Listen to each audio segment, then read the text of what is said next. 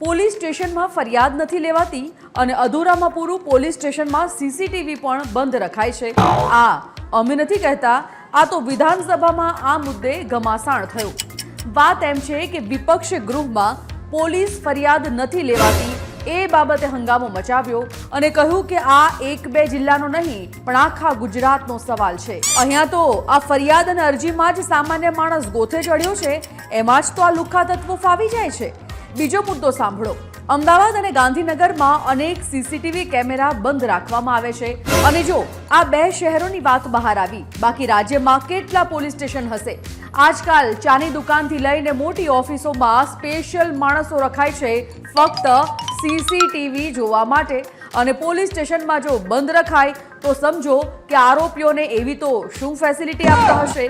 જે હોય પણ પોલીસ સ્ટેશન માટે જો આવી ફરિયાદ હોય તો પછી આ ફરિયાદ ક્યાં કરવી? તમને ખબર હોય તો કહેજો હો। વિધાનસભાની વાત નીકળી છે તો વાત દૂર સુધી તો જશે જ। અરે મારો મતલબ એ છે કે નેતાઓ જે ચર્ચામાં આવ્યા એમની વાત કરું છું। અર્જુનભાઈને જ જોઈ લો। અર્જુન મોઢવાડિયા વિપક્ષને ખંખેરવામાં આગળ રહ્યા। કોંગ્રેસ કે આપ તરફથી કોઈ પણ મુદ્દો આવે એટલે અર્જુનભાઈને જાણે કે ફૂલ ટોસ મળ્યો હોય એમ સિક્સર મારવાની ચાલુ કરી દીધી। ધારાસભ્યો પણ ઘૂસપૂસ કરતા હતા કે એક સમયે ભાજપને વખોડનાર આ વખતે પોતાના જૂના પક્ષને બરોબર ઝપેટમાં લે છે। જૂની દાજે કાઢતા હોય કોને ખબર, પણ હા એટલું તો ખરું કે સત્ર દરમિયાન રોજ વિપક્ષના મુદ્દા પર સરકાર તરફી અર્જુનભાઈએ બાજી મારી। આપણને ક્યારેક વિચાર આવે કે આ પોલીસ અધિકારીઓ આટલા દોડધામ અને ભાગદોડ ભરી લાઈફમાં તેમનો મૂડ ફ્રેશ કરવા શું કરતા હશે? તો ચલો તમને બતાવી દઈએ।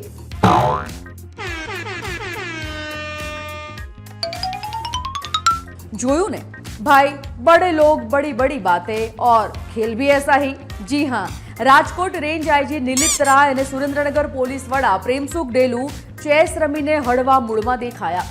જિલ્લા પોલીસ દ્વારા આયોજિત ડીજીપી કપ અંતર્ગત ચેસ ટુર્નામેન્ટનું નિલિપ્ત રાય ઉદ્ઘાટન કર્યું। એમાં આ સિંગમ અધિકારીની પણ કુશળતા દેખાઈ। એક તરફ કોમનવેલ્થ ગેમ્સ અને બીજી બાજુ કોમન મેન સાથે ગેમ, આવું પેરેલલ ચાલી રહ્યું છે તંત્રનું આયોજન।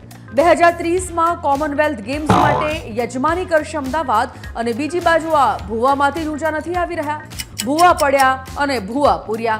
વર્ષોની આ લમણાજીકનો કોઈ જ અંત નથી ને ના આવશે। આ બાજુ ટેકનો સેવી બન્યાની ગુલબાંગો અને બીજી બાજુ ભૂવા પૂરવા અને રસ્તાઓ રિપેરિંગ પાછળ કરોડો રૂપિયાનો અધધ ખર્ચ। ક્યાં જઈને અટકશે આ પરંપરા એની કોઈ સીમા નથી। ભાઈ, હવે તો વિચાર આવે કે આ કોમનવેલ્થમાં જો કેટલા ભૂવા પડ્યા છે એની ગણતરીની કોઈ ગેમ હોય તો બોસ આપણે તો છવાઈ જ જાત।